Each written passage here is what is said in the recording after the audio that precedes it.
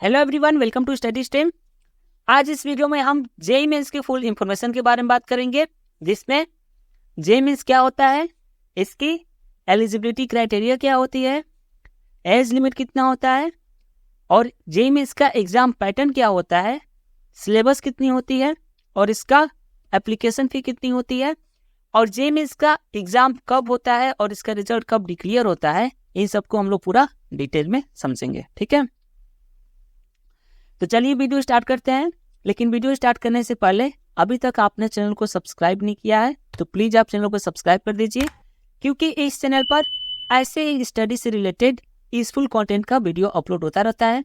तो अभी तक आपने चैनल को सब्सक्राइब नहीं किया है तो प्लीज़ आप चैनल को सब्सक्राइब कर दीजिए और नोटिफिकेशन बेल आइकन को भी प्रेस कर दीजिए। ठीक है, तो चलिए वीडियो स्टार्ट करते हैं। तो सबसे पहले यह समझ लेते हैं कि जेईई मेंस क्या होता है। ठीक है, तो देखिए जेईई मेंस नेशनल लेवल का एक इंजीनियरिंग इंटेक्स एग्जाम होता है, जो कि एनटीए, जिसका फुल फॉर्म होता है नेशनल टेस्टिंग एजेंसी, इसके द्वारा कंडक्ट कराया जाता है। ठीक है, और इस एग्जाम में हर साल लाखों स्टूडेंट अपीयर होते हैं, और जो स्टूडेंट इस एग्जाम्स को क्वालिफाई करते हैं वह इंडिया के वेरियस इंजीनियरिंग कॉलेज या मोस्ट प्रेस्टिजियस कॉलेज जैसे कि आईआईटी, एनआईटी और ट्रिपल आईटी जैसी कॉलेज में एडमिशन प्राप्त करते हैं, जहां से वे अपना बीटेक, बी प्लानिंग और बी आर्क जैसे बैचलर इंजीनियरिंग डिग्री को कंप्लीट करते हैं। ठीक है, तो बेसिकली जेईई मेंस एक नेशनल लेवल का इंजीनियरिंग इंटेक्स एग्जाम होता है, राइट। तो चलिए अब ये समझ लेते हैं कि इसकी एलिजिबिलिटी क्राइटेरिया क्या होती है। तो देखिए जेईई मेंस एग्जाम को सिर्फ वही कैंडिडेट अपीयर हो सकता है जिसने 12th स्टैंडर्ड को साइंस स्ट्रीम से पास आउट किया हो। ठीक है, और सब्जेक्ट की बात करते हैं तो इसके लिए फिजिक्स और मैथ्स तो कंपलसरी होता है, और chemistry, biology, biotechnology, technical, vocational subjects में से कोई भी एक सब्जेक्ट हो तो वह कैंडिडेट जेईई मेंस एग्जाम्स के लिए एलिजिबल होता है। ठीक है, तो इसके लिए मैथ्स और फिजिक्स कंपलसरी होता है। ठीक है, एज लिमिट की बात करते हैं तो देखिए जेईई मेंस के लिए कोई एज लिमिट नहीं होती है, लेकिन इसके बाद स्पेशली आईआईटी कॉलेज के लिए एक एग्जाम होता है जिसका नाम है जेईई एडवांस। तो उसके लिए एलिजिबिलिटी क्राइटेरिया ये होती है कि स्टूडेंट 12th के बाद सिर्फ 1 साल का ही ड्रॉप ले सकता है, उसके बाद से कोई 1 साल या 2 साल या 3 साल का ड्रॉप नहीं ले सकता है। ठीक है, तो जेईई मेंस के लिए कोई एज लिमिट नहीं होता है। ठीक है, क्वालिफाइंग मार्क्स की बात करते हैं तो देख लिए जेईई मेंस का जो क्वालिफाइंग मार्क्स होता है वह 12th स्टैंडर्ड में 50% होना चाहिए।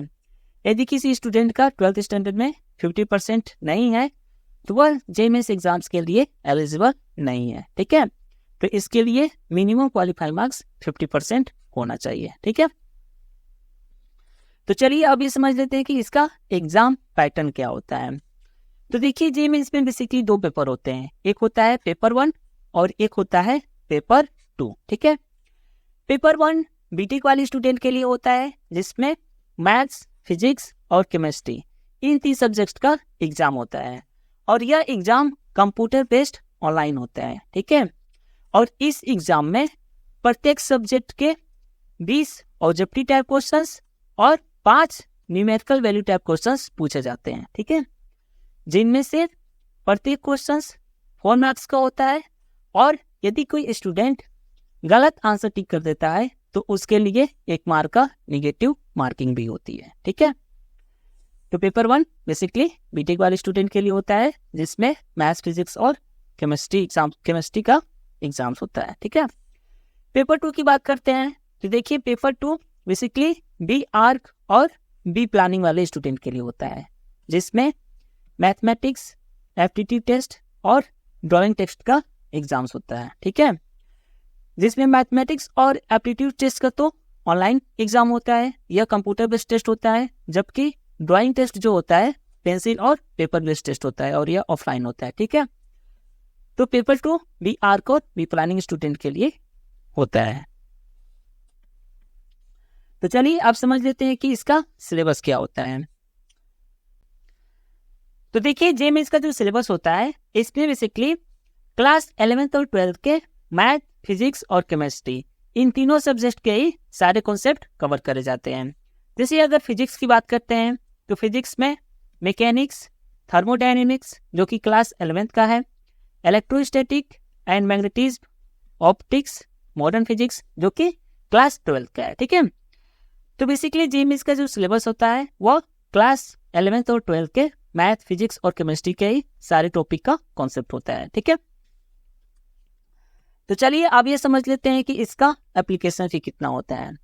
तो देखिए जेईई का जो एप्लीकेशन फी होता है वह कैटेगरी वाइज वेरी करता है। जैसे जनरल कैटेगरी वाले मेल कैंडिडेट्स के लिए इसका जो एप्लीकेशन फी होता है वो हो जाता है 650 रुपीज, जबकि फीमेल कैंडिडेट्स के लिए इसका एप्लीकेशन फी हो जाता है 325 रुपीज, राइट।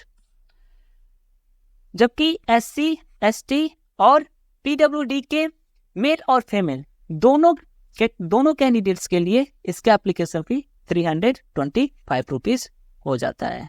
ठीक है, तो जनरली जेईई का जो एप्लीकेशन फी होता है वह कैटेगरी वाइज वेरी करता है। ठीक है, तो चलिए अब यह समझ लेते हैं कि यह एग्जाम कब होता है। तो देखिए जेईई का जो एग्जाम होता है वह एक साल में 2 बार होता है। एक होता है जनवरी वाले मंथ में और एक होता है अप्रैल वाले मंथ में। ठीक है, अब यदि यहाँ पर कोई कैंडिडेट्स चाहे तो सिर्फ जनवरी वाले एग्जाम्स को दे सकता है, या चाहे तो वो सिर्फ अप्रैल वाले एग्जाम्स को भी दे सकता है, और यदि कोई कैंडिडेट्स चाहे तो इस दोनों एग्जाम्स को दे सकता है। लेकिन जब कोई कैंडिडेट्स इस दोनों एग्जाम्स को देगा तो यहाँ पर एक बात समझने वाली है कि जब कोई कैंडिडेट्स इस दोनों एग्जाम्स को अपीयर करेगा तो इसमें से सिर्फ एक ही एग्जाम्स का मार्क्स या परसेंटाइल काउंट करा जाएगा। जैसे यदि कोई स्टूडेंट जनवरी और अप्रैल इन दोनों एग्जाम्स को अपीयर कर रखा है तो जनवरी के जो मार्क्स और परसेंटाइल है वह अप्रैल के तुलना में बेहतर है। ठीक है, तो सिर्फ जनवरी वाले एग्जाम्स का मार्क्स और परसेंटाइल काउंट करा जाएगा।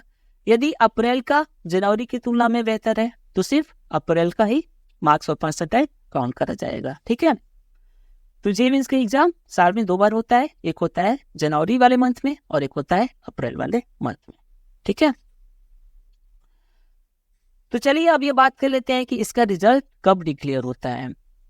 तो देखिए जब जेईई का एग्जाम हो जाता है तो एग्जाम के 1 या 2 वीक बाद या 1 मंथ के अंदर जेईई का रिजल्ट डिक्लेयर हो जाता है। ठीक है, और जो कैंडिडेट जेईई के एग्जाम्स को अपीयर होता है वह कैंडिडेट एनटीए के ऑफिशियल वेबसाइट पर जाकर अपना रोल नंबर और डेट ऑफ बर्थ को फिल करके अपना रिजल्ट चेक कर सकता है। ठीक है, तो जेईई का रिजल्ट एग्जाम्स के कुछ वीक बाद डिक्लेयर हो जाता है।